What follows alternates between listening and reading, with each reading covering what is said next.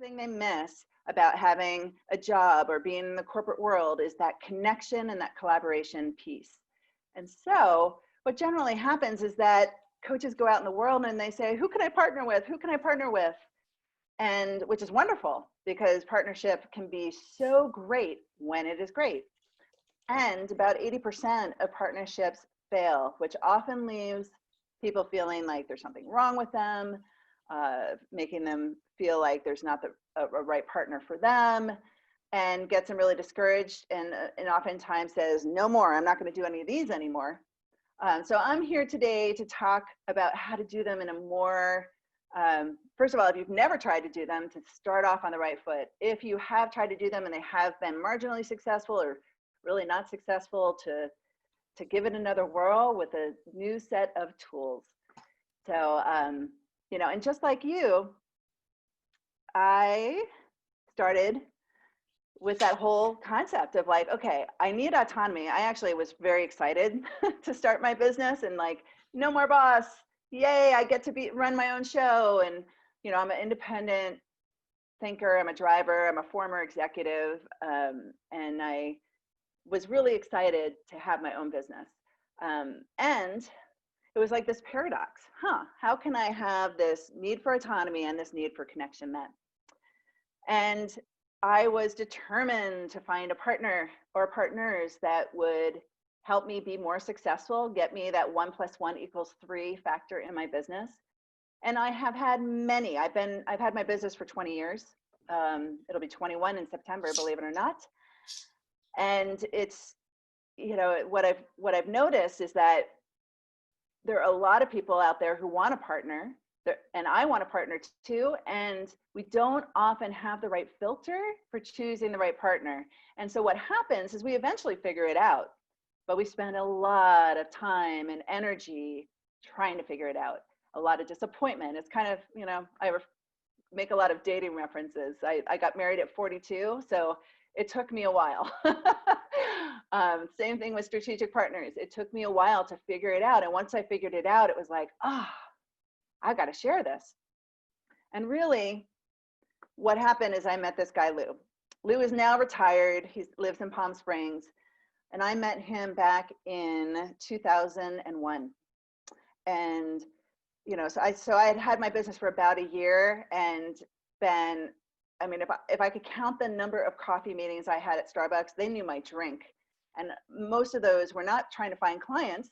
They were really about finding partners that I could work effectively with. And then I met Lou. Lou was in a networking organization I was in. And he, you know, the way he approached it, and he's a former CHRO, so he knows a lot about people and how people work.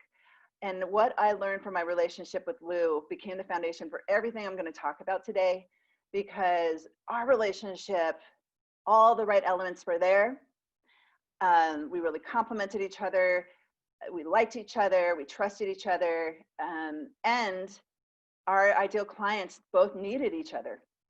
And really at the height of our work together, because he ended up retiring, but I also at the time was focusing on executive coaching and team development leadership work. And so at the time we were great partners. And then when I switched my focus, we were no longer aligned as partners, but really aligned as people, and still would refer business to each other. But at the height of it, I mean, I know I sent him 1 year $100,000 of business. So you know, he would send me one client that would be worth $30,000, $40,000 to my business. I mean, it was a really significant, you know, this is not small change here that I'm talking about. When you really do this well, it can make a huge difference in your success level as a coach. Thank you, Tina.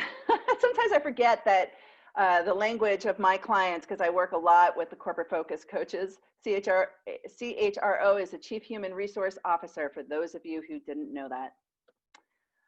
I made up my own boo-boo of not to use language that people don't, my language that people don't understand.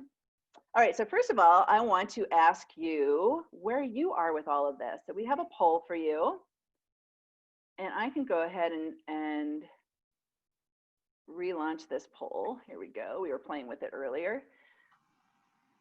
So tell me, what is your experience with strategic alliances? And you know, have to put you in a box here because we don't have endless options. So please pick the one that best describes you.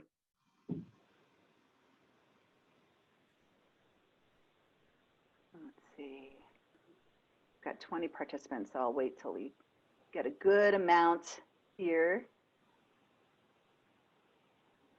Looks like we have a bunch of all over the board here, so that's pretty cool. All right, almost everybody. So I'm going to go ahead and share the results. So we've got people all over the board. Most people are here because they haven't done them yet, you know, and that's a beautiful thing because you'll get to start off doing it well, but we learn from every relationship we have. So it's great. It looks like we have one person who's really having great success. Yay, we want to hear from you for sure.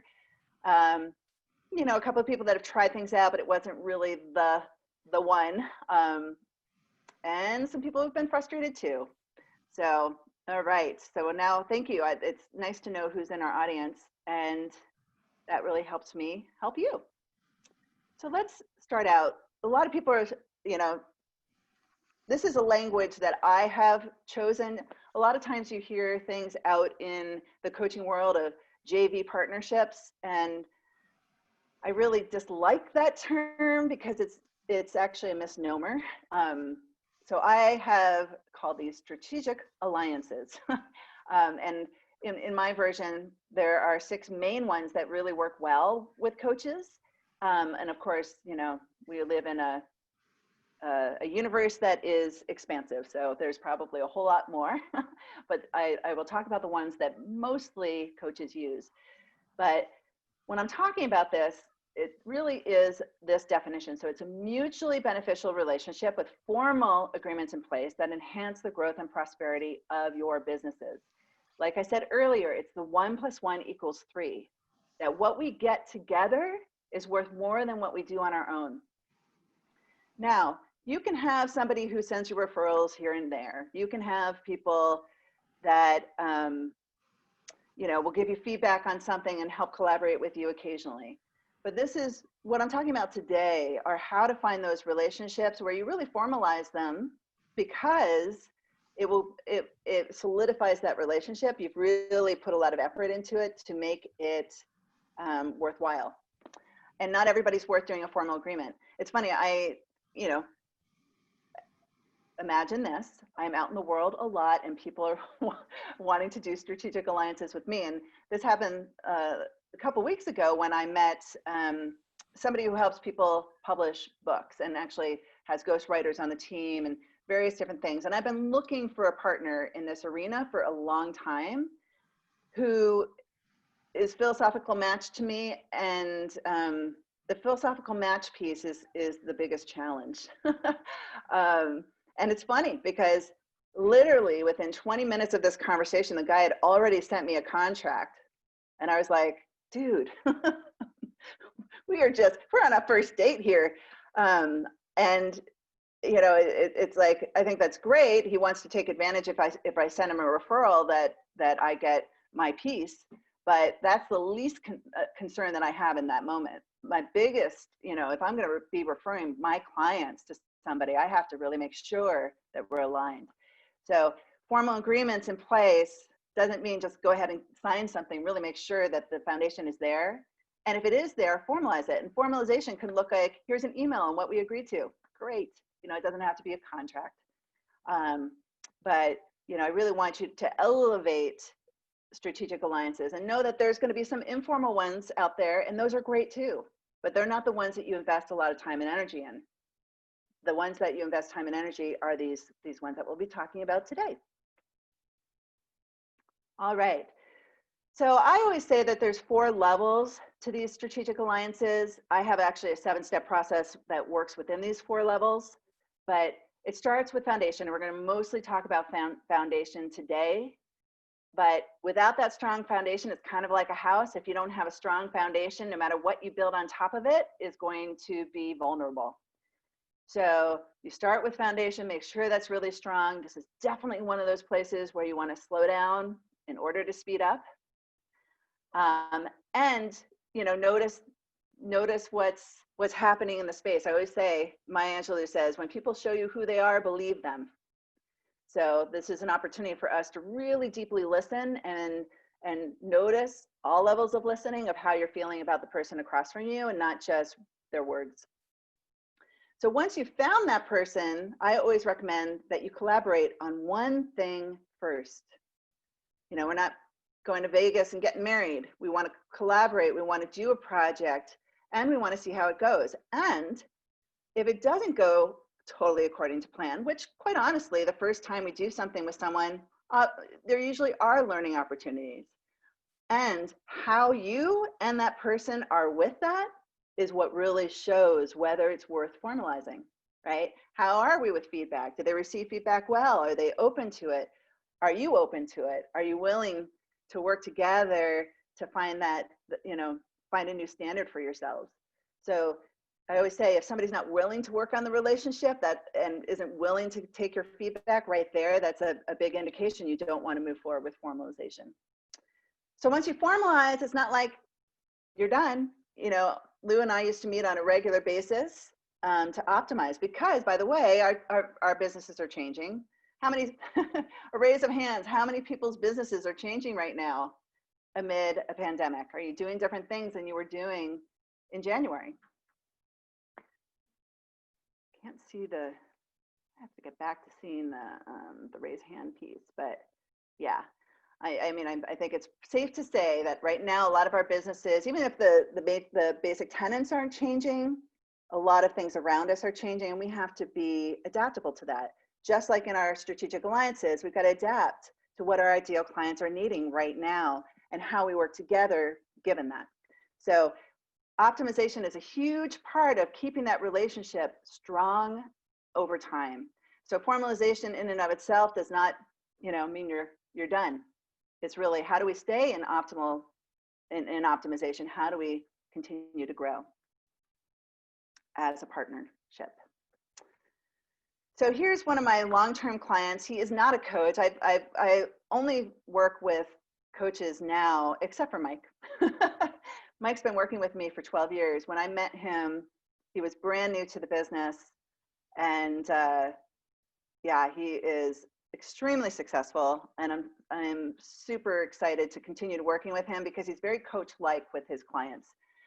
And when he gave me this quote, it was the first strategic alliance he ever did, and he did it with a attorney who was also working with the same ideal client. And his business increased 22% in 1 year. And if you think about it from a financial services standpoint, once you get a client, it's reoccurring revenue. So that means his business basically grew 22% forever.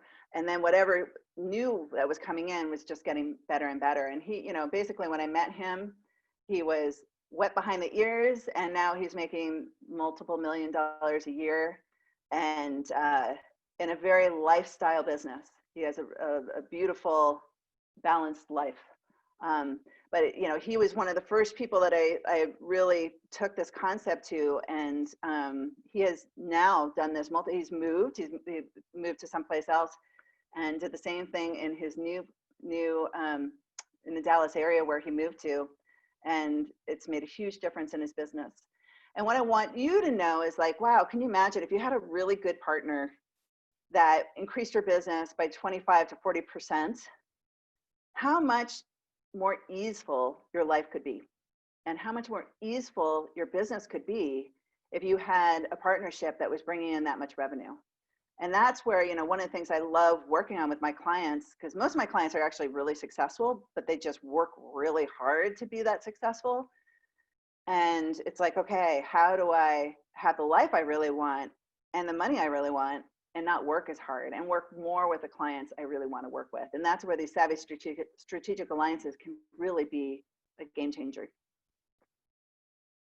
Okay, so before we go on, please let me know if you have any questions about, what these are.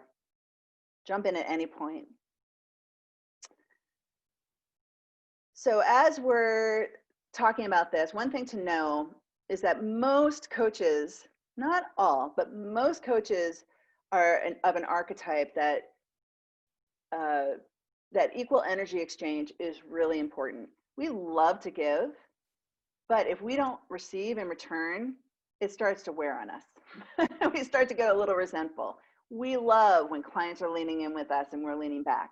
We love that equal energy exchange more so than most people. You know, I think in general, people like equal energy exchange, but for us, it is just like this yummy, yummy formula for us. It's like, oh, I just love it when I'm being met. Yay.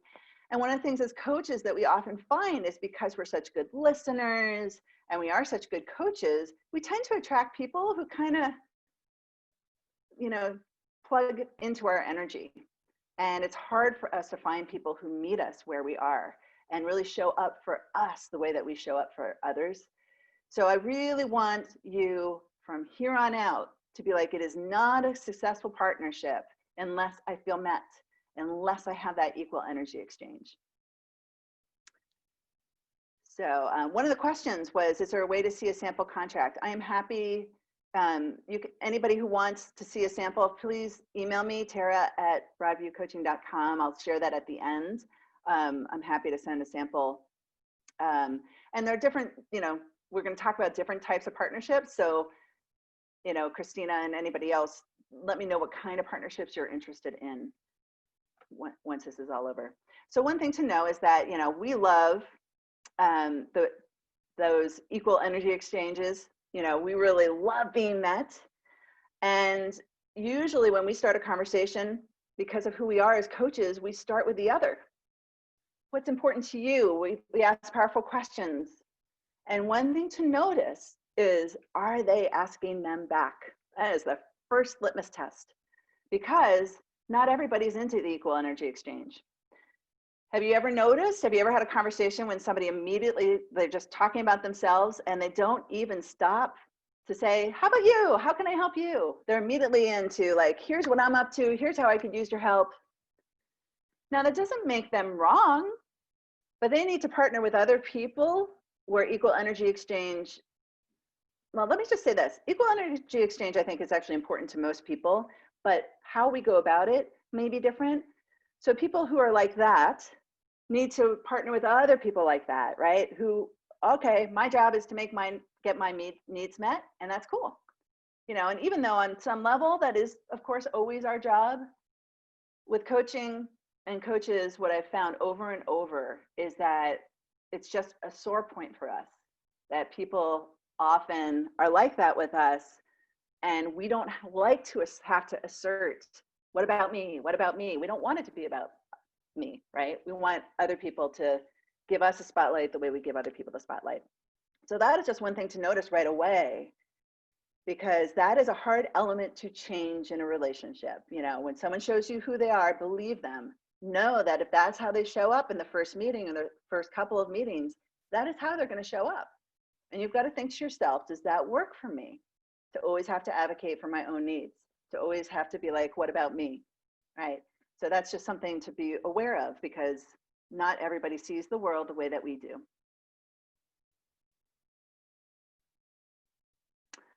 One of the questions that Kim had was, do you recommend starting small or doing a lot of experimenting? I'd love to know what you mean in terms of small, Kim. Like in terms of, I recommend working on a project, and I definitely think that something that's more finite, you know, like I had an example with a client where her first collaboration was to do a event with 500 people. And given my client, I understood why she, you know, she was like a go big or go home, but that is a very, very large experiment. There was a very large project to be experimenting with. And given who she was, she ended up doing a lot more of the work than she anticipated, because there wasn't enough of a understanding of each other and how each other worked. So it's definitely helpful to start small and something that's like a little bit more finite, just to be, you know, it's all about risk management, right? Mm-hmm. Yeah, that makes sense. That answers my question. You start to think of many people you could partner with all at once, and then it's like just a baby step with one or two people is enough. Yeah. I mean, as an example, I was talking to a client yesterday who has a project opportunity. And this is one of the things too, is that you really, to the degree that you can, you want to do this in advance, right? She has a partnership opportunity and she needs somebody to play a role. Now, I have a great network. I think she'll be fine, but there's a lot of risk in trying somebody out on such a short timeline, right? Because they didn't really have a chance to date. It's like, here, plop, here we go. We're going to be in front of these clients in 3 weeks time. So it's like, you know, that's something to consider too, is like knowing what your ideal clients might be wanting or asking of you, and doing some of this in advance so that you have that sort of bench if you need it, and that you're not kind of forcing yourself to be in a learning experience, because, you know, putting somebody that you don't know, even if they're referred to you, you know, that you don't know well in front of one of your clients is a risky endeavor. Okay, so this has happened to me. How many people has this happened to, where you think oh, this is going to be great. You meet and you're like, this is going to be a great partnership. I can see it already. And then nothing happens. They don't return your phone calls. They don't follow through on what they said they were going to. And you're left kind of scratching your head like, what the heck happened there? I thought this was going to be good.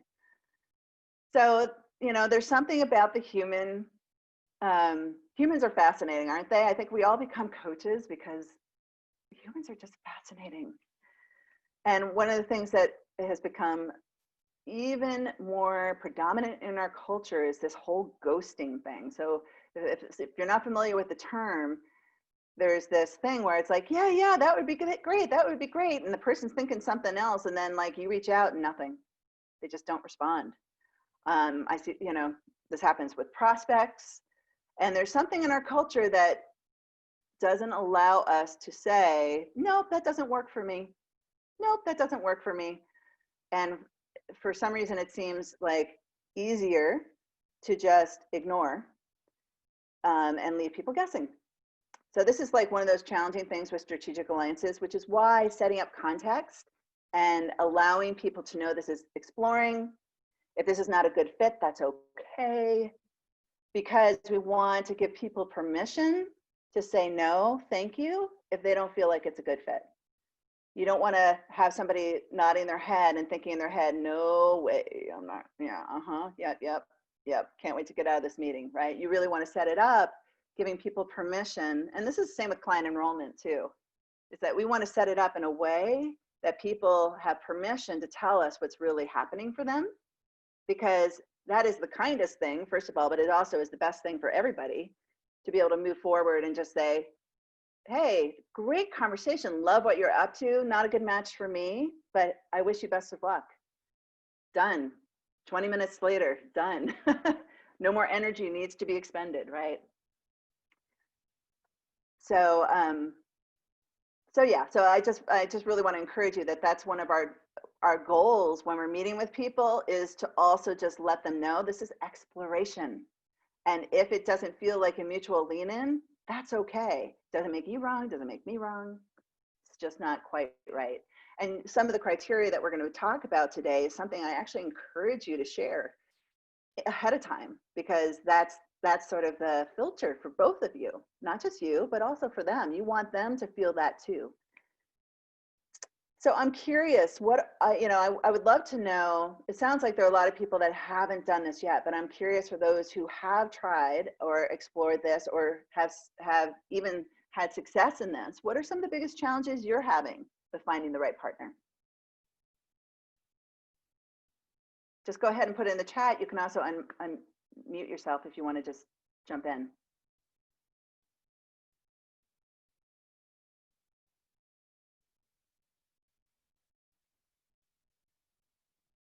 I'm not seeing anything come across the chat. Oh, here we go. Yep. Oh boy, good stuff coming in. Okay, I'm gonna expand the chat for a second. So Todd, just as important to get a no as it is a yes. Absolutely. I'm big. Anybody who knows my work knows I'm big into distinctions. I'm big into powerful yeses and powerful nos. I love a powerful no. Now, oftentimes I prefer powerful yeses, but I really love a powerful no. The wishy-washiness drives me crazy. I think it's one of the biggest energy wasters. And we were talking about this before some of you got on. We were talking about mindset. And one of the things that is so interesting about in the absence of information, I always say, in the absence of information, people make stuff up. And our saboteurs can just have a field day when, there isn't information, with making assumptions and what if this, and all of a sudden we're in a major story. Let's see, Karen says, finding someone who shares my idea of what professionalism is. Absolutely. We're going to talk about that more. Knowing how to define a mutually beneficial agreement. To forget some beliefs. That is interesting. I want to know more about that, Kamal. Finding the alliance with equal energy and being able to say no when it's not a good fit. There's been a disparity in how much time each partner can give. Yeah, and not knowing what would be worthwhile offered to the other person in the alliance. You know what you need, but you provide what they want. Okay. Tina says, not sure who to partner with, what an equal exchange might look like. Think about partnering with other coaches. My mind says that we share the same potential client and maybe in competition rather than collaborative. We will talk about that for sure, Tina. So I think pretty much most of what is here, we are going to address, which is great. And if I don't, I want you to remind me. Better vision of what good looks like. Well, and here's one of the things that I say to my clients all the time. Good is the enemy of great. I did not coin that phrase. I believe it was Jim Collins that did. So our goal with Savvy Strategic Alliances is to find great, because good, and I have this a lot, actually, many of my clients, the majority of my clients these days are people who are actually really successful coaches, making at least $150,000, many of them much more than that. Many of them in strategic partnerships that no longer serve, where they feel resentful, they don't feel acknowledged, they don't feel like they're paid well enough for the contribution they make, and all of that. And when you're making $100,000 from one strategic alliance, it's really hard to walk away. And what my clients consistently see is when they actually are willing to say good is the enemy of great, I'm walking away from this because it's not meeting my needs, it's taking my energy and my time and too much emotion, that they have so much space to actually create the business they really want. So, what I would say is, if it's a good strategic alliance, if you're new, there might be, and this is another thing too, with a lot of these, when you're new, there might be more in the, like, this works for me category. But 2 years into that alliance, if they're not meeting you, right? They're not giving you a raise, they're still paying you the same. You're not getting any additional training or anything that's going to like elevate it for you. All of a sudden, something that was great 2 years ago can become a good. So that's something to watch out for as well. Partnership can kill relationships. It can. That's why we really want to be intentional about it, especially if we go into it with people we already know and like. I actually have a client example of that happening right now, somebody who's an old friend who they're in an alliance with, and it hasn't been working. And the good news is that there's a lot of clarity and a lot of action and loving action that's happening right now, with the willingness to shift that dynamic. All right, so here are some of the challenges that I hear about finding the one. It's not, this list, believe me, goes on and on and on, but here's some of the, really the top 5 that I hear, is that we often want to partner with somebody we like. Of course we do. I actually think it's really important. And when we start with the like, we start to like kind of massage the other things, right? So, I really like this person, and yet they're focusing on this, but I could serve that. I'm good. I could do that. right? So instead of really starting with, do we share the same ideal client? It's kind of maneuvering yourself and maneuvering your gift so that it fits, right? Resonating with your peeps. You want to find somebody who, like, their energy totally, like, your clients love them as much as you do, right? And vice versa. I've definitely made this mistake where and sometimes, sometimes I've had to, like I have a expert team member who is a technology person. And I always tell my clients very clearly, this person is amazing. And here are the things that you will probably bump up against. And I still choose to partner with them because for the price and their follow through and everything else, those quirks are worth it. And if I don't say that, my clients would be like, whoa, that person's interesting. So, there are some exceptions that you can make, but it is really important that, if this person doesn't work well with your folks, it is just not going to be a successful relationship. If you bring somebody in to partner with you and your clients are not really liking their vibe, it's going to impact your credibility. Okay. Also finding somebody who wants what you want. How many times have I met with somebody where I said, this is my vision, and they say, that's great, and this is what I think you really should be doing. Oh, if you did this, I'd be really into that. And that happens all the time. Now, sometimes we're like, actually, that's a great idea. I like that even better.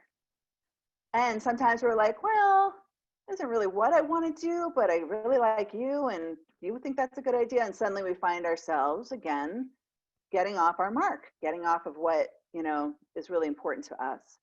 So, like, this is just like in any relationship. Of course, there's compromises, but you shouldn't be compromising things that are important to you. That is, because if you do, it will continue to show up in your relationship. Like we said earlier, somebody who gives as much as they get. Are they putting in as much time? Are they putting in as much energy? Do they make, and sometimes it's really more about contribution, right? Sometimes people can put in less time, but their contribution is huge. Sometimes in the arena of sales, they might not have to put as much effort in, but boy, if they sign a $200,000 deal for you, you're okay with that, right? So it's really about that equal energy exchange. That fair is not always equal. So it's not always like they put in 10 hours and I put in 10 hours. It's really about contribution. And how do I measure that contribution? How do we measure that contribution so that we feel good? Both of us feel good about that. And this is the thing, it's interesting, this happened with a tenant of mine the other day who cannot pay her rent. And we were talking about equal energy exchange. And it was interesting because we have a pond on our property, and she wanted $300 off the rent to clean the pond. And you haven't seen this pond. It really is, well, some people may have seen this pond, but it requires a lot of work. But I'm like, I'm sorry, I don't care how big the pond is. $300 of rent is not an equal energy exchange for me, for you to clean the pond for $300 off the rent. And for her, it wasn't, she didn't want to, she thought her time was worth too much to have it be less. So we decided not to do any kind of rent exchange, and now she just owes me $300. And at the end of the day, some people, it left me scratching my head a little bit, like, okay, you don't have a job right now. One would think that would be an equal energy exchange, but it wasn't for her. And I was more invested in that. She knows I shouldn't say I can't. I'm choosing not to forgive that rent for different reasons. But that's one of those things, is that sometimes what feels equal to us is not what feels equal to the other. And that is part of this whole understanding of the equal energy exchange. And number 5, one of the biggest challenges is finding somebody who's willing to work on the relationship to stay in alignment. So many people are like, hey, it didn't work well, I'm out of here. It's really interesting to me. And so part of this and part of our foundational work is really to talk, just like we do in high performance teamwork and all that. It's like, talk about what we will do if we get in conflict before we are in conflict. setting some of those foundational pieces so that staying in alignment isn't a huge challenge, and isn't seen as like a negative thing, but actually something that just happens in a really beautiful relationship. All right, let me just check to see if there's anything in the chat that I'm missing. And any questions so far?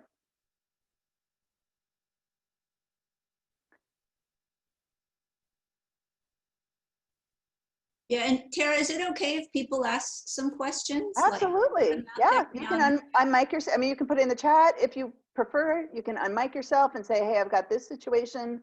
I would love to, you know, especially since we started a little early, I'm really hoping that we'll have a little time to like actually look at some situations. So, and there'll be time at the end too, if you want a little more context before.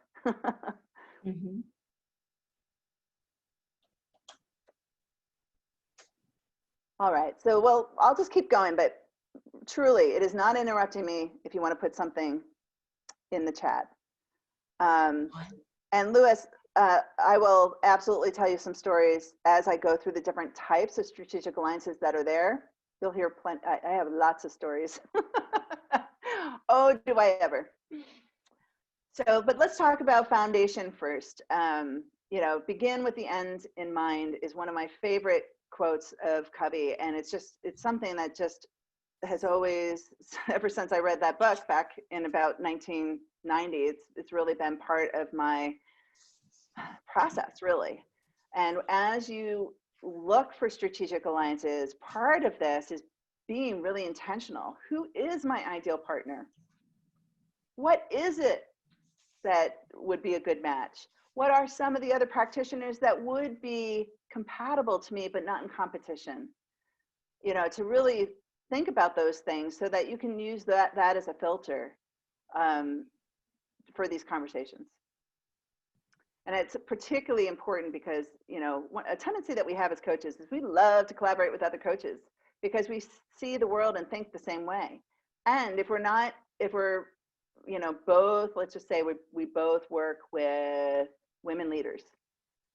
It's, you know, and we both kind of offer something similar, one-on-one coaching. It's like, that isn't going to give you the 1 + 1 = 3 scenario. In fact, you know, oftentimes there might be some ways that you could informally partner with people like that. I have definitely people in my, you know, very good colleagues that I mastermind with and talk with on a regular basis. And if somebody's not a good energetic fit for me, I will refer them to one of my colleagues. But we don't have a formal agreement because that doesn't happen that often. So there are ways that you can partner informally with folks like that, but it's probably not the best investment of your time and energy. So let's talk about the 7 C's. Anybody who saw this or has seen this presentation prior to this, you'll notice there's an additional C. And that is because it has become, you know, and this is the thing I love about life, things become clearer and clearer just as you deepen your process, right? So let's walk through these. And one thing to know about these is that you need, for a successful long-term formal strategic alliance, you need to have all of these. Not just 5, not just 6, all. And, you know, part of that is that if these aren't all there, you won't want to partner long-term. You'll find that you're, you know, it's either not successful financially, or it just isn't yummy for you, or that you're compromising too much of yourself to be there. So, you know, and part of this too is I definitely have clients that take on strategic alliances with more of like the, okay, I'm going to do this for 2 years. One thing to know is that when we get into a marriage, it is very difficult to undo. Yes, you can. You can always walk away, right? So it's just something to think about, is that I have so many clients that said, I'm only going to do this for 2 years. It ends up to be 4, 6. I have one person right now, 20. They thought it was going to be 2 years. 20 years later, they're still in this partnership. and still realizing that they're getting the short end of the stick most of the time. So this is what the 7 C's are. I'm going to go through them. So first of all is that you're compatible philosophically. You know, they don't have to use your language and all of that, but when you hear them talking about their work and how they see the world and how they see the difference this stuff makes in the world, that you're like, yes, love that, absolutely love that, and that they do the same. That there's no part of you when you see them, let's say at the front of a room, talking about their philosophy about accountability. There's no part of you that's like, well, I don't know, kind of, yeah, you know, this is where you really want to make sure that you're aligned. They may see things slightly differently, in ways that you hadn't thought before, but there's no part of you that's like cringing at anything that they're saying. It's always a like, yes, love that, cool, want to know more about that. So obviously part of this is making sure that you are sharing that part of you, okay? Second is you have a shared client, a shared ideal client. So that, not that you share a client already, is that the profile of the client that you want to work with is shared. And there's some, you know, you can go a little bit more general than your client, but this is like one of those situations where it's like, just because I can doesn't mean I should. If it's going to get you away from the core of your work, and if it's going to confuse your audience, confuse anybody, you know, I always say if you go into a event or if somebody finds you on somebody's website and goes, huh? That's one of the doozies, right? It's like, well, I never say it at networking events or this or that. Well, you know, the internet, it's easy to find people, right? You search for somebody and up pops a bio, and here you are working with accountants. When you say you're really doing this personal development work, you know, blah, blah, blah on your website, right? So like, you really want to make sure that whoever you're aligning with, that you're leveraging, first of all, everything that you're doing, and it's sending a message out into the world that is aligned with the message you want out in the world, right? And this is a challenging one for people because this person wants to hire me. They want to bring me in as a coach. I totally can do it. I know I do a good job at it. And it's sending a mixed message out in the world about what I'm about. So that's just something to think about. Complement versus compete. So this, you know, to Tina's point earlier when she said one of her challenges, this means that 1 + 1 = 3. That you complement each other's work, that the two of you working together brings more, right, to the equation in such a way that like it's not a wallet share kind of thing. It's not like, okay, if I'm doing a workshop and you invite your people and I invite my people, that there's a 1 + 1 = 3 scenario there. Oftentimes it's like they would hire both of us. They might not, but potentially could hire both of us versus either or.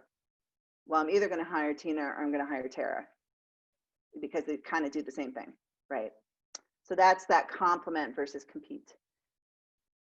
This is the new C for those of you who've seen this before, but is competent.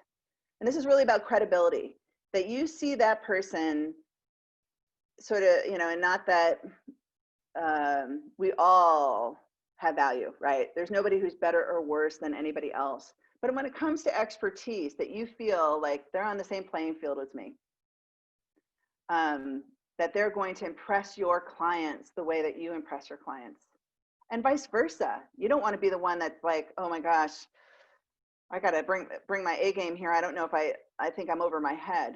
That is a scenario for your saboteurs to be all over the field, right? So we want to make sure that we feel like we're at the same competency level, that, you know, and to some degree, you know, we want to admire each other and see the gift that that person brings, but know that like that person brings just as much as me in their way. And I feel really confident putting them in front of my clients, or I feel really confident being the one that is being put in front of their clients, or I feel really confident in sharing the stage with them and that they're going to make me look good, and vice versa.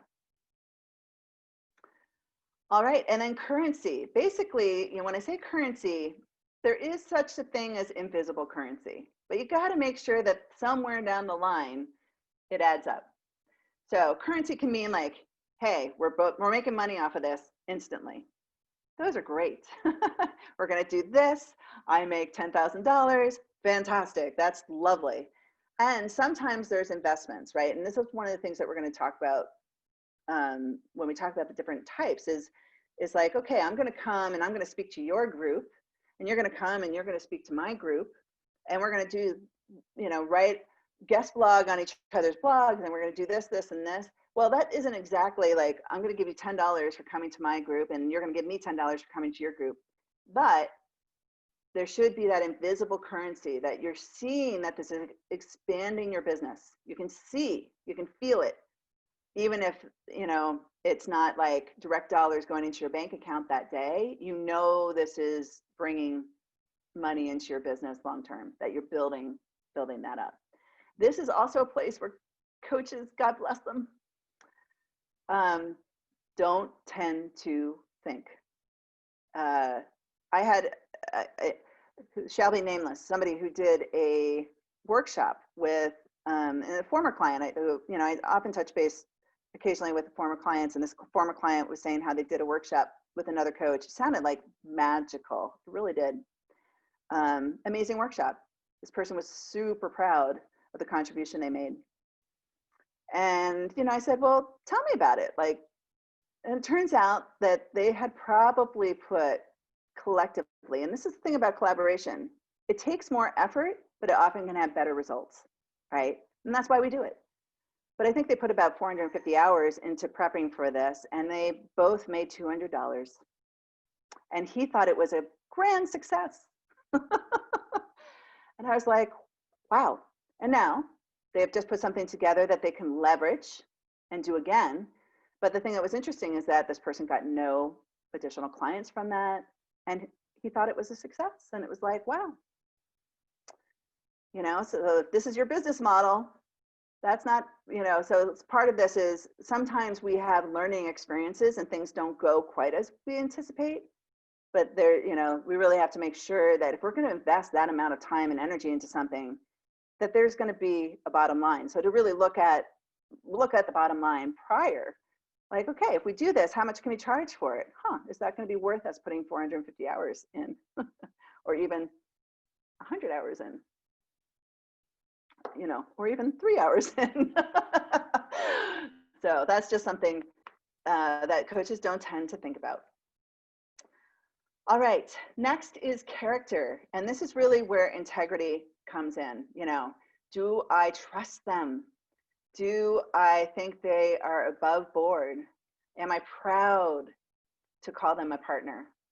Am I proud to say, Tara Butler Floch is my partner? So excited to introduce you. Or is there any part of you that's dubious of that? I see people overlook this a lot, especially with those strategic alliances that could potentially bring them like $100,000, that they're like, yeah, they're a little shady, but hey, the clients I work with are great. And here's the thing, if somebody's a little shady, that little shade is going to come your way. It's not, it's like, I always say, when people show you who they are, believe them, and don't think that you're immune to that. If somebody is talking smack about people all the time, trust me, you will be on the receiving end of being talked smack about at some point, right? So that's just something to really think about in terms of, am I proud to be this partner, and do I feel really aligned? Do I think they have character? And last but not least is click. It's that je ne sais quoi. I just like them. I just think they're cool. And believe it or not, like, I know a lot of coaches start with that. Like, I just like that person so much. I just think they're awesome. I want to partner with them. It's such a wonderful thing to have. And I will tell you that if that isn't there, you will not stay in the relationship long. So don't underestimate the importance of that. Just don't make sure it's the only thing. You need all 7 of these things, and click is definitely one of them. Because when there is love and affection in a relationship, you just give more. You're willing to work on the relationship more. If the person kind of has an edge and you have to tap dance around them, and a project doesn't go that well, it's an easy way to say, I'm out of here, right? And probably in reflection, wonder why you did it to begin with, right? So click is really, really important. Don't underestimate it. Just make sure it's not the only thing, or what the thing with click that's interesting is it often blinds us to some of these other things. So this is why it's important to have this framework and use this as a filter and almost have like a checklist, like, okay, are we compatible philosophically? Do we have the shared idea client?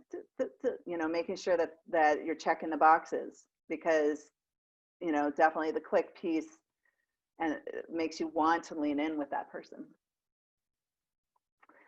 All right, so Lewis said, I don't know if it's Lois or Lewis, I bet it's Lois, says you could add another one, communication.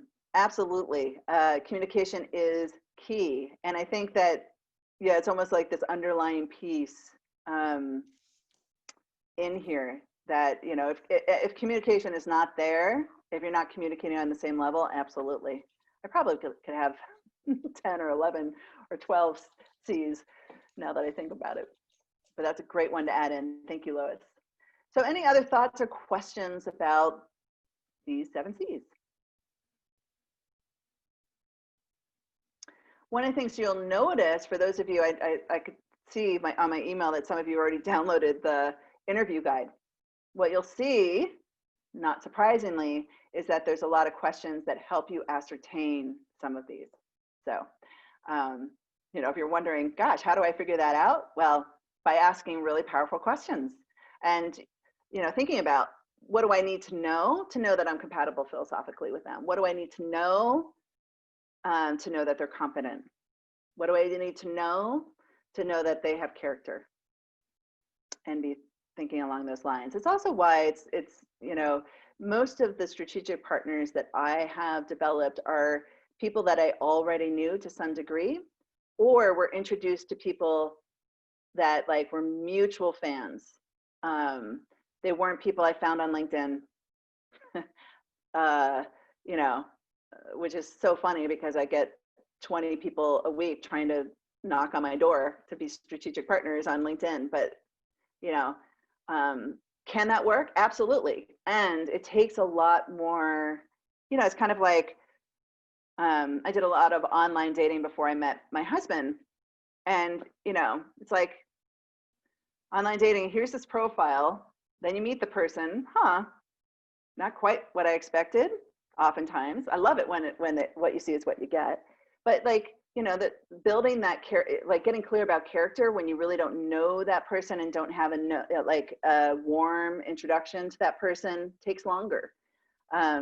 You know, versus when I met my husband, we met through 2 of our mutual best friends, and you know, like that just really built that foundation quickly for us because I knew I could trust him, and I knew that he had character, and I knew that, you know, there are a lot of things I already knew about him, not from him.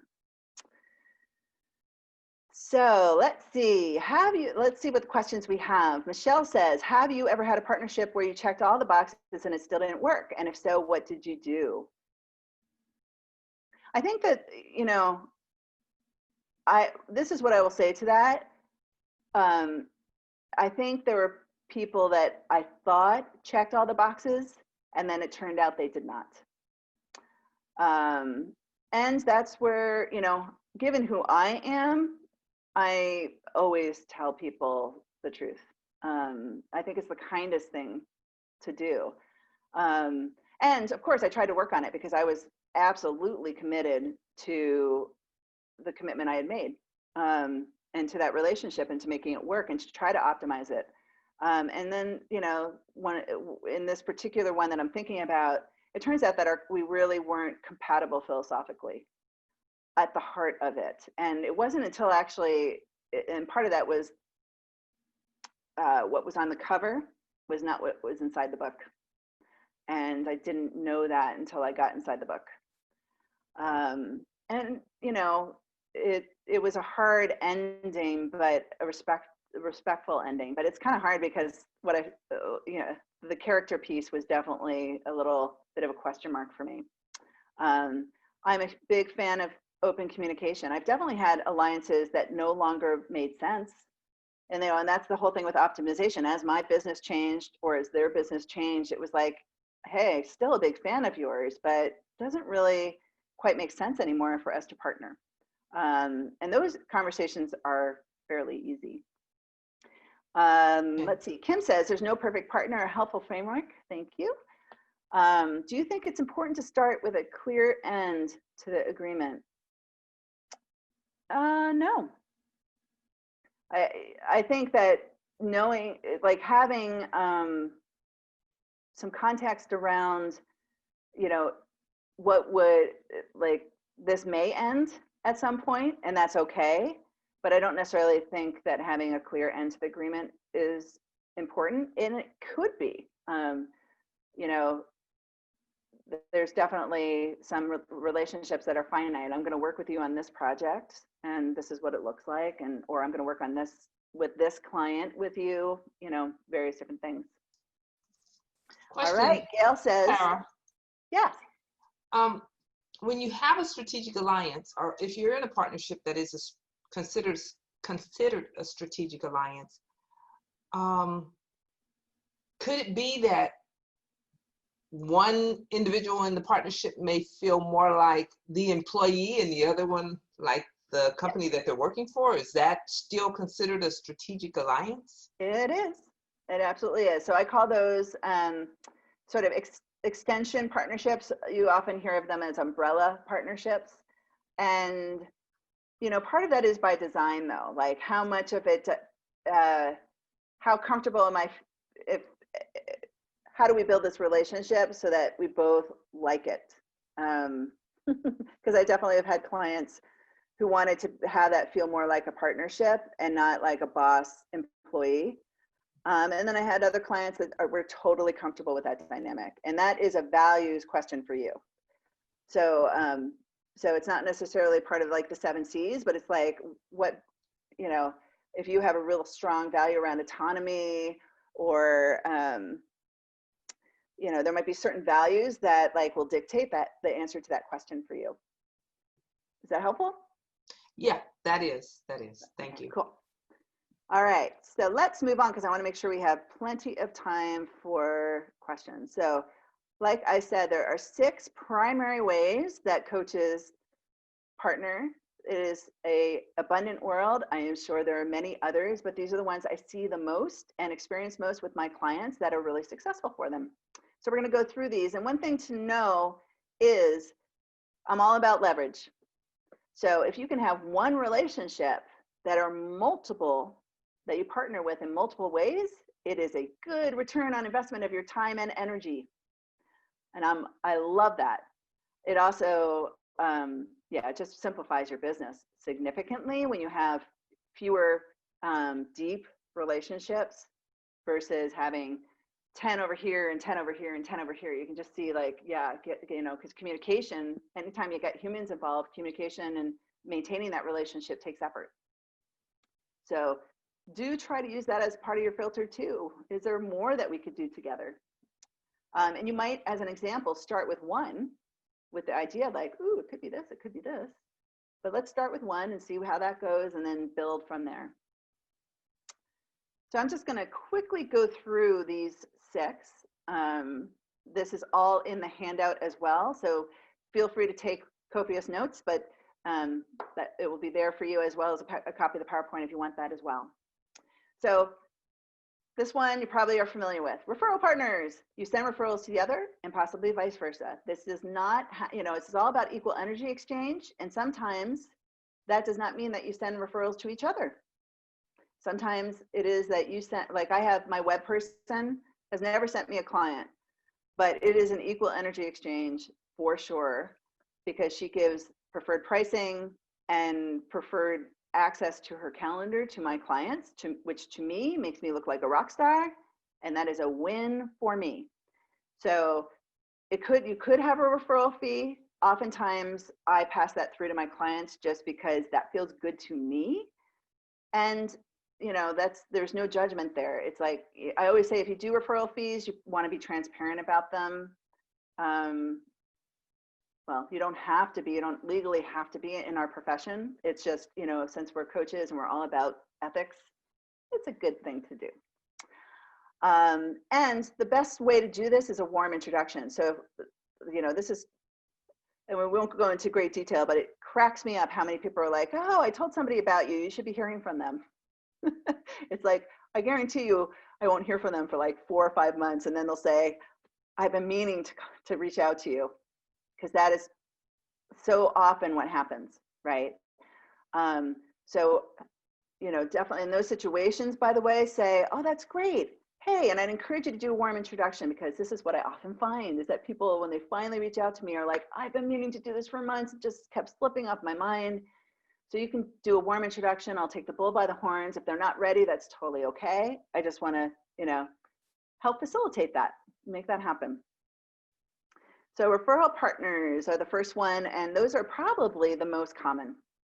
And like I said, I have some informal ones with people who do what I do, but most of the referral partners that I have are people that work with the same ideal client, but don't don't compete with me.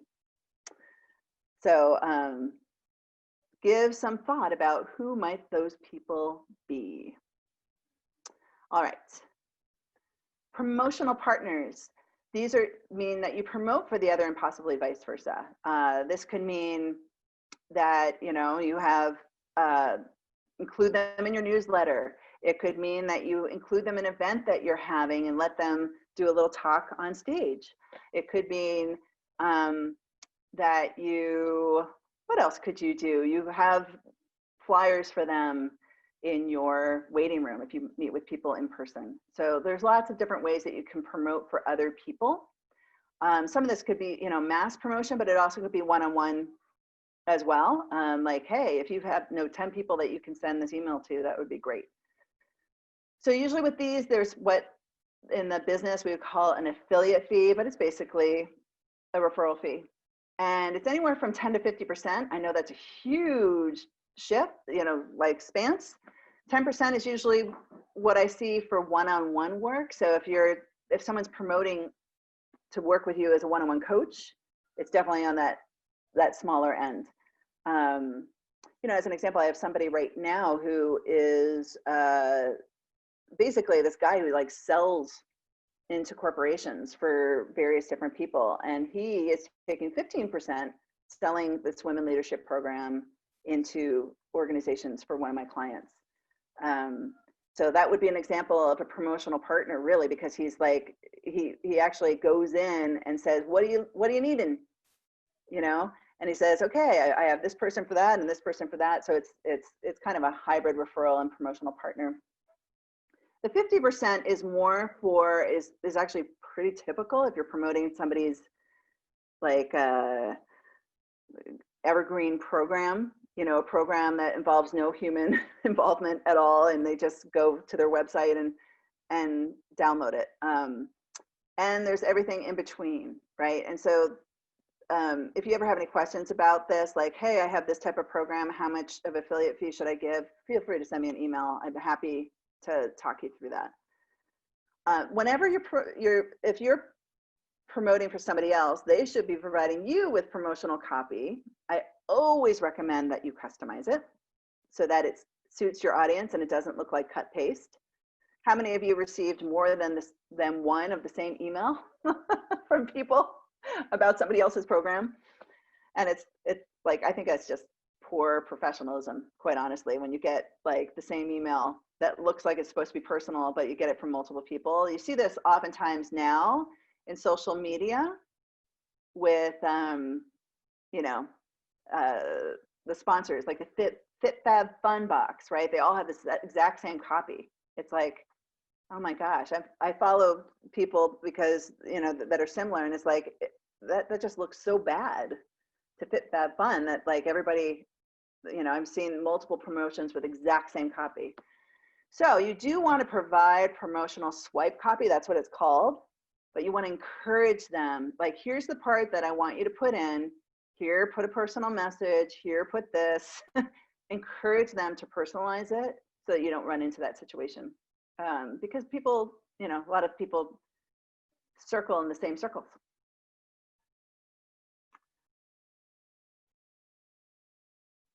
Okay. Oh, there's a question from Lois. Is it a referral fee or a one-time fee, or is it a lifetime of the relationship with that referral client? Great question. That is part of your design. Typically, my clients do 6 years to a month, 6 months to a year, excuse me, 6 months to a year. And then after that, it's, you know, a free for all. But I have some clients that have had agreements that are like forever. And that you want to really be clear on that, because I have somebody right now who stopped working with a strategic alliance years ago and still cannot even be in contact with some of these people who are former clients of theirs. So you just really want to be clear on some of those nuances of, you know, who owns the relationship, for how long, et cetera. That's because it can really get, that's the thing that can really get under people's skin. A lot of people do one time, right? All right, so my package is for this long, so it's a one-time fee. Another thing to remember with referrals is that you don't just pay it right out. You pay it on the schedule that you get paid. That is a best practice anyway, just in case something happens and the client leaves or has to cancel the contract, that you're not out that. So just to mention, there's a couple people who leave at the top of the hour and some stay on. Oh, I didn't know that. I thought we had until quarter after. Okay, we'll have conversation afterwards, but a couple people have to leave then. All right, so I am going to talk quickly and then we'll come back to questions and comments and stories. So collaboration partners on projects. This is like workshops, joint presentations. If you're doing an offsite and you're doing a piece and they're doing a piece, doing your different stuff, co-sponsoring an event together, co-writing an article or even a book, that sort of thing. And this is one that coaches love to do. They also tend to be much more complicated. So you really want to make sure that those 7 C's are very, very strong and that you start with a project that's more on the smaller side before you write the book. I'm going to keep going because I really want these folks to get everything here. So the extension partner this is what I think it was Melna that had brought up. You provide business opportunity under one company's umbrella, or you go under somebody else's umbrella. So the umbrella, whoever's the umbrella, say it's the Broadview Group, they typically take 30 to 75% cut for providing the opportunity. In some cases, it's even more. So some of these bigger coaching companies that you're hearing about right now, like Better Up, they are taking even more. Doesn't mean they're not a great opportunity for the right person, but you know, this is something you really want to consider. How much is my time, money, and energy worth? And is this really an equal energy exchange for me? But boy, it's a great way to bring in revenue and leverage what your ideal client, when your ideal client has needs that you either don't want to provide or don't provide. If you are working for an umbrella company, I'd never recommend more than 50%, because then you feel like an employee and that just changes the energy and the dynamic and that feeling of reliance. So I'm going to just keep going really quickly. Really sorry for those that I thought everybody was here until quarter after. Expert team member, you provide consultation and fee for service that are needed outside the realm of your expertise. So my web designer is a great example of an expert team member. So if you're an executive coach, that could be a team development expert. If you don't do that, an assessment expert, benches of coaches. You know, if you only work with the CEO of a team and you need other people to work with the C-suite, or there are a couple people in the C-suite that, and I'm just using C-suite as an example, you might work with middle management, but like, oh, okay, it would make sense to have different coaches because of the trust levels here, that kind of thing. So this could be included as part of your package or billed separately. There's a lot of nuances here, but this is a way you can continue to bring value to your clients without, you know, without just saying, no, I don't do that. And lastly is a joint venture partnership, otherwise known as a JV partnership. The true definition of this is a separate entity Usually a legal entity with 2 or more partners have equity and investment stakes, typically an LLC or C Corp. This is very advanced. This is the type of partnership you only want to do once you've done some other collaboration, because it's really hard to pick apart. This is getting married for sure. So I know some folks have to go. I feel really bad, but you can get a copy of the PowerPoint that has all this. I'm going to talk about making the invitation and also some of the next steps and offers that you can have. So if you have to drop Kara, off, I understand.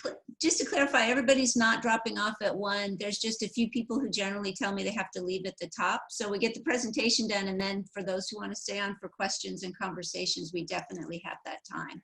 Awesome. Okay. Great. Thank you, Tina, for sharing that again.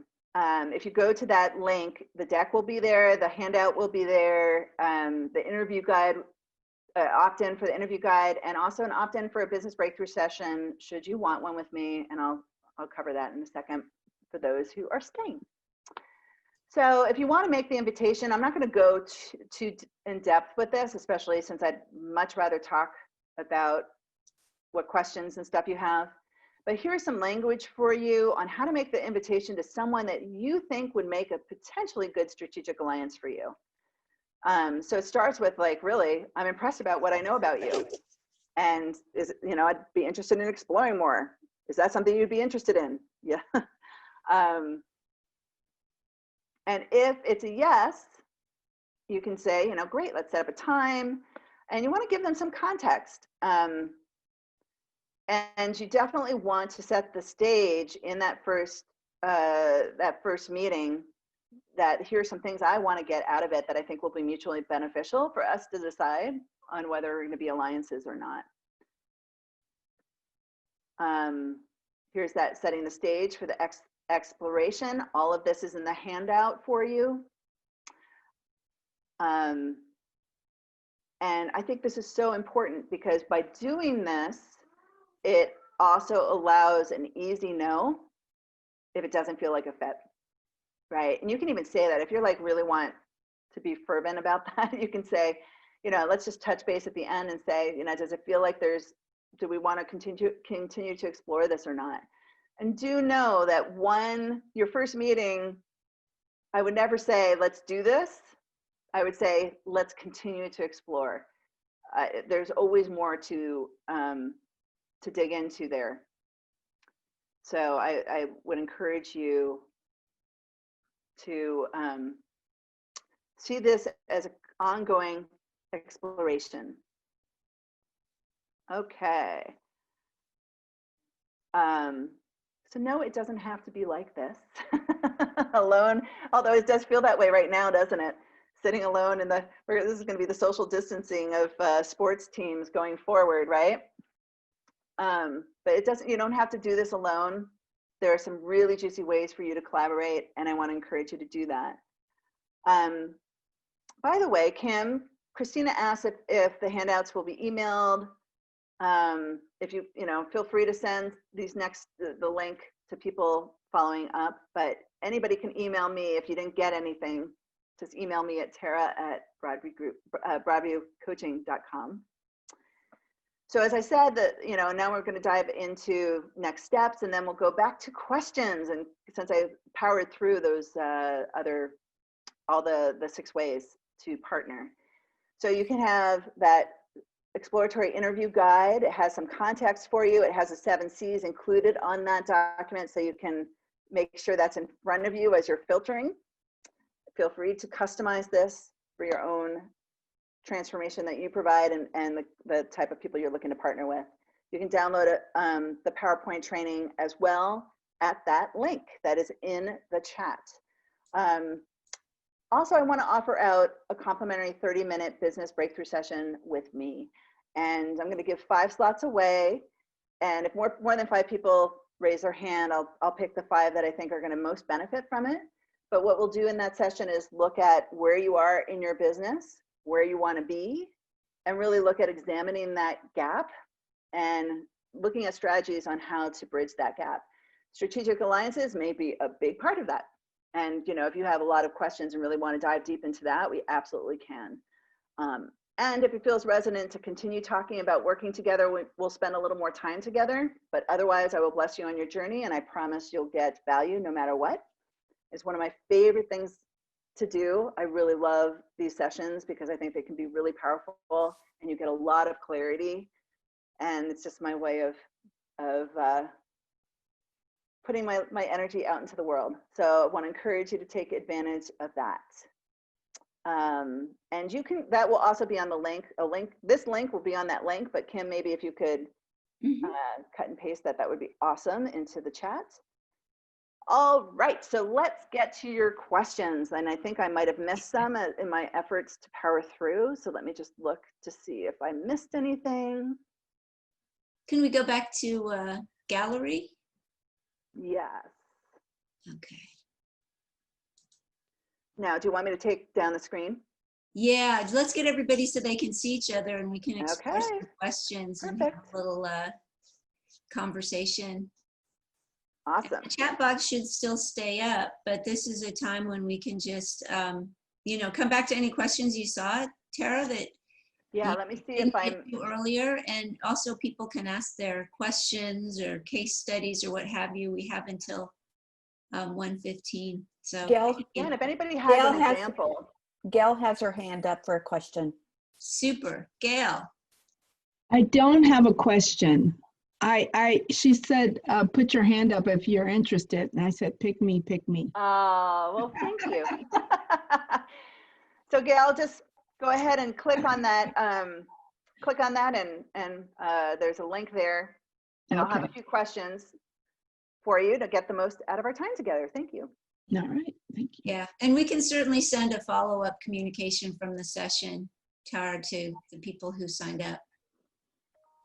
Okay, sounds great. Questions, examples, things you're facing, challenges. I'll say one learning for me, Tara, is I want to do a better job of defining what I'm looking for out of the partnership.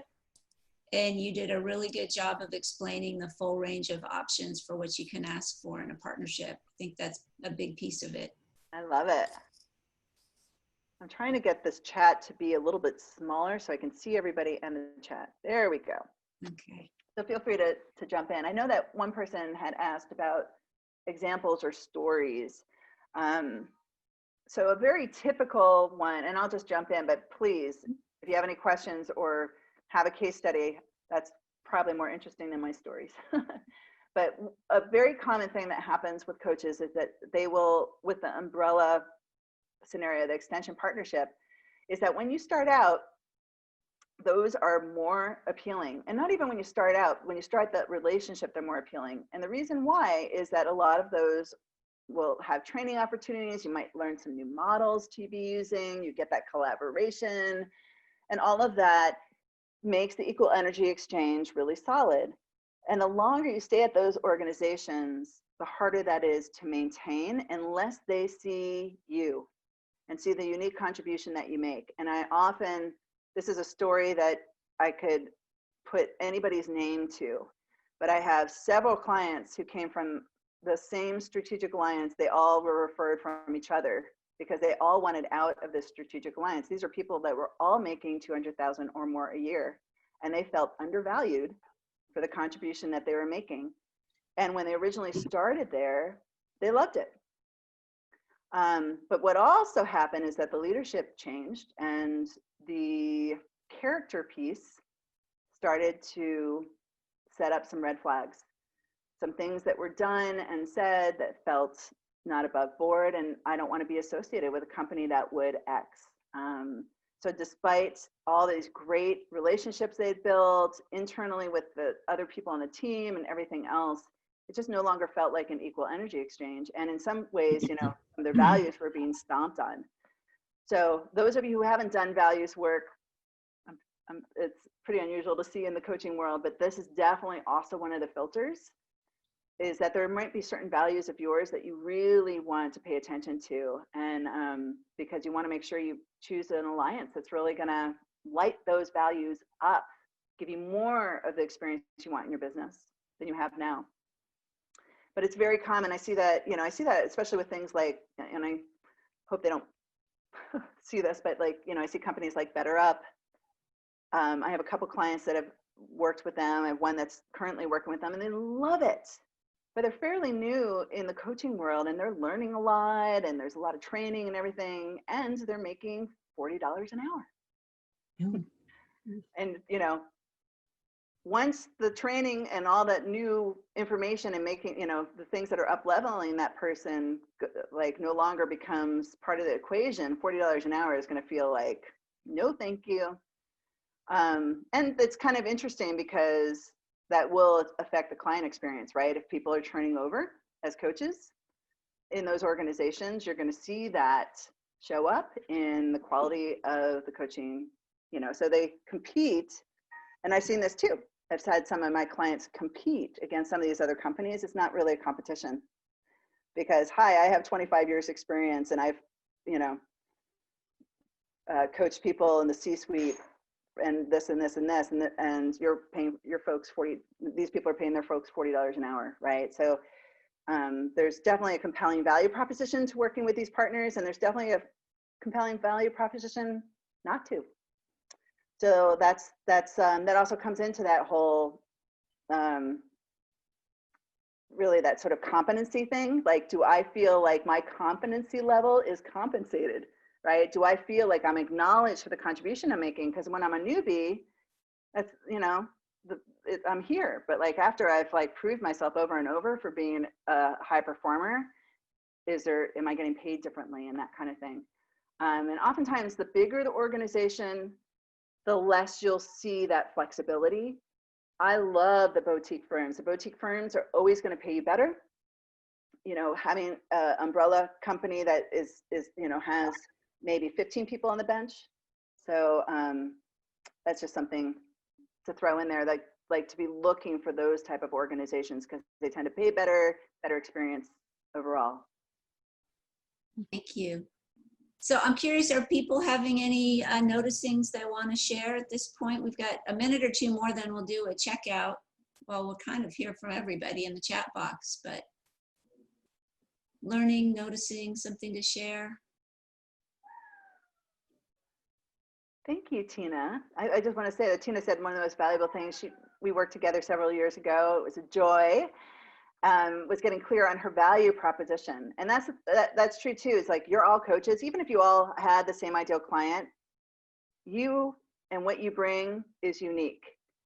And if you don't know how you're unique and why you're unique and what's special about you and your process, your clients aren't going to know it. Your potential clients aren't going to know it either. So, that's definitely and usually this is a pretty advanced strategy because most people don't know who their ideal client is. They don't really understand their unique value proposition. And when you do, that's going to absolutely help you choose better partnerships. Thank you.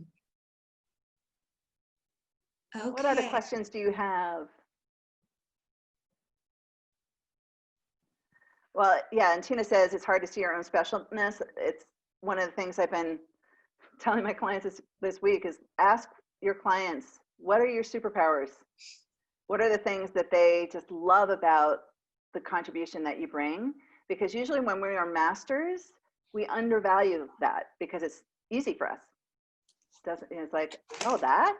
So you often are surprised, like, gee, what's so impressive about that? Turns out, very. Great. Well, thank you, Tara. It's been really, really informative. I've learned a lot that I didn't know about partnerships, and I can see from the comments, so has everybody else. It's been a very active chat box and great content. What we usually do at the end of each meeting is just invite people to pause and ask yourself about either a learning or a commitment that you're taking from the call. So just think. I actually had a slide like that. Can I share it again? Does it say more than, okay. We're going to use the chat box. So yeah, the idea is everybody's voices get heard in the chat box. Awesome. So think about a gift or a commitment, and here's some questions. takeaway, which we will send out. So why don't we go ahead and everybody put your thoughts in the chat box. Give you a minute to type them in.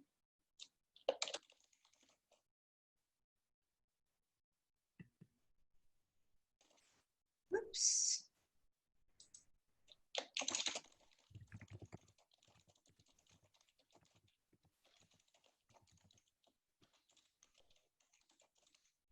Okay, if you haven't hit enter, go ahead and put your comments in the chat box. And everybody can pay attention and just watch the comments coming through.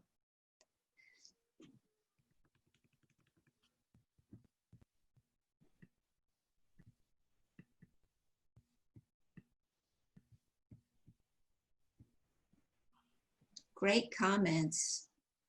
Helpful to think strategically, thinking about the new normal and alliances. So very good.